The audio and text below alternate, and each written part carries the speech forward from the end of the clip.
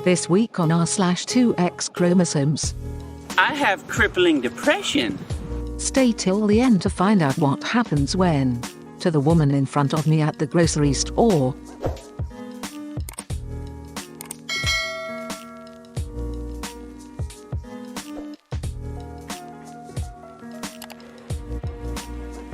A guy tried to rape me tonight. Do it! I was walking home, 4 blocks from my house. I saw a drunk guy puking over a railing and asked if there was anything I could do to help him. I've done this many times before and usually go out of my way to make sure people are safe and at home.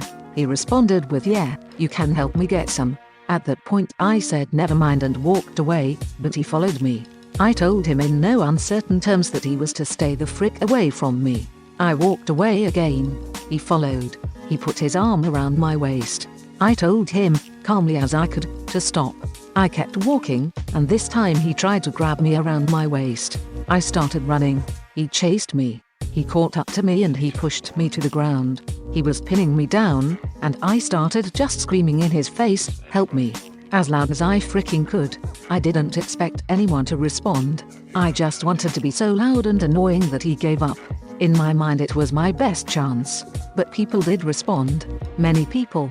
They came out of their houses at 2 a.m. on a Monday morning to make sure I was okay. They held him in there, on their phones calling the police, while I ran home to safety. I should have stayed and made a statement. I should have ignored the dude in the first place. I should have done so many things. But you stepped up tonight, Chicago. Thank you. Are you mad, bro? Tell me what you're mad for.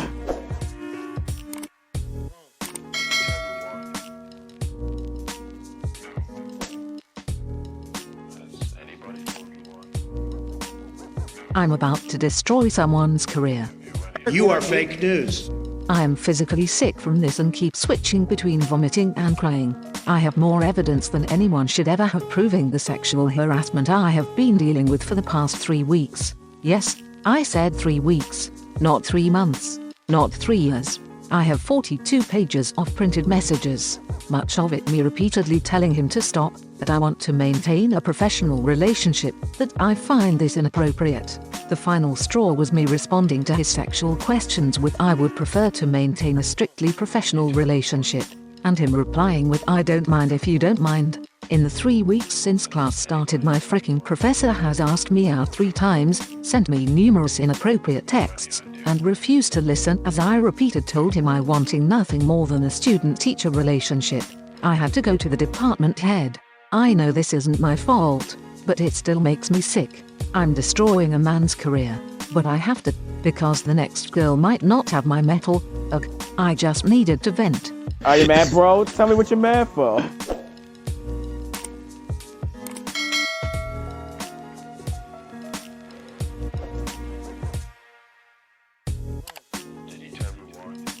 My boyfriend got his wisdom teeth out today and did the thing.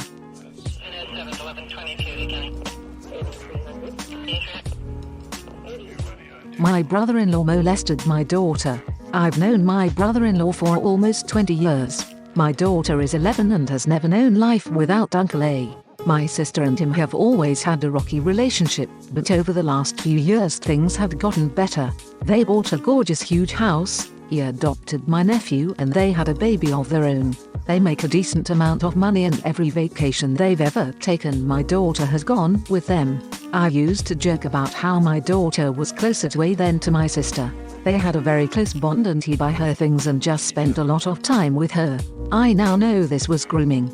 About 3 years ago we moved 5 hours away from all our family. So for the last 3 years I've sent her back home to spend the summers with family. She'd always stay with my sister. About a month ago her school had an assembly about inappropriate touching and how to spot it. Her teacher said after one scenario my daughter started to have a panic attack.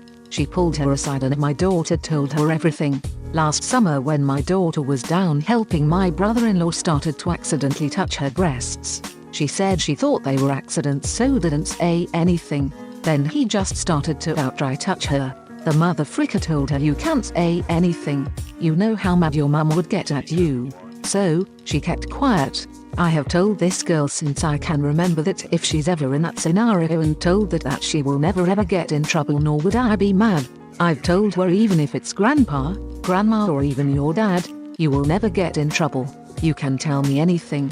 I don't want to go too far into detail of what else was done, but thankfully, I guess, it was always over clothes and she wasn't raped. I know had she never spoken up it would have led to that. The weekend before Halloween we went back home and I left her with him to watch the movie Halloween with my mum and sister. This was the last time he did it and it was more aggressive this time. I remember picking her up and she was just in a terrible mood. I remember thinking it was the usual preteen moody stuff. It's freaking eating me alive to know I handed her to him without so much as a single thought. When the school called me I held it together. I brought her home, we talked, we went out to eat and I set her up an appointment with a psychiatrist. When she went to bed I freaking fell apart into my fiancé's arms. It took everything in me not to drive back home and kill him. I called my mum and told her I needed her home in the morning cause I was going home to tell her something very serious. I didn't tell her who, honestly I believed she would have gone to their house and beat his ass. I took my daughter to school and drove the 5 hours home. I told my mum and we went to my sister's. I took all the documentation CPS and the police gave me. She went into a bit of a shock. She called him with me there and when she told him he said, "Do I need to turn myself in?" Right then is when it really hit how real this all was. My sister is the strongest person I know.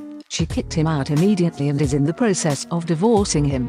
I talked with her a while and then drove the 5 hours back. I don't even really know why I'm posting this. This last month I've been a bit of a zombie. Last night we put up our Christmas tree and I had a breakdown. I watched my sweet innocent little girl hanging ornaments and I felt a rage I've never felt. I just want to ask him how could he? How could he look at her and see anything but the little girl he's known since she was born? The little girl he's watched learn to walk and talk. The little girl that loved him. I'm just a mess today. I'm in the bathroom having a freaking breakdown at work. I've never wanted anyone dead more than him, but that's selfish of me. Then I can't help but think of my sister and my 8-month-old niece.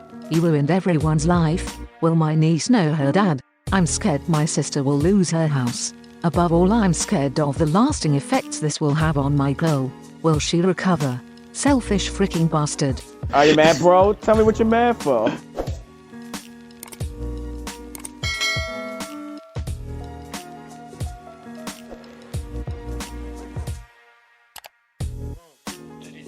My husband is having a thing. Be gone! Disclaimer, this is in no way meant to sound condescending. So tomorrow my husband is having a do, meaning he has invited his PlayStation Battlefield squad over for a barbecue. And I am so excited. We just came home from shopping for the event. Walking around the supermarket was so fun. He carefully chose the meat, drinks, beers, whatever. The reason I'm so excited, well, when he and I met 15 years ago he was bad company, drugs, Hells Angels and what have you. Never held a steady job, quite the catch. But I love him. During these past 15 years he has made a full 180 change, got an education. My dad gave him a job at his company in the airport. The only thing he had a hard time with was friends. When he and I started getting serious he dumped his old friends. Simply because they were idiots and bad influences. For a very long time he didn't have any friends. Through PlayStation he got to know new friends. And those friends are coming over tomorrow. It's going to be a great party. We can't have children so I don't know what it's like. But I guess I feel the same as any mother does when her kid is growing up and having his first party. What I'm trying to say is, my man changed. Not for me. For himself. Turned his life around and came out the other side as a better person. I love him. Do it!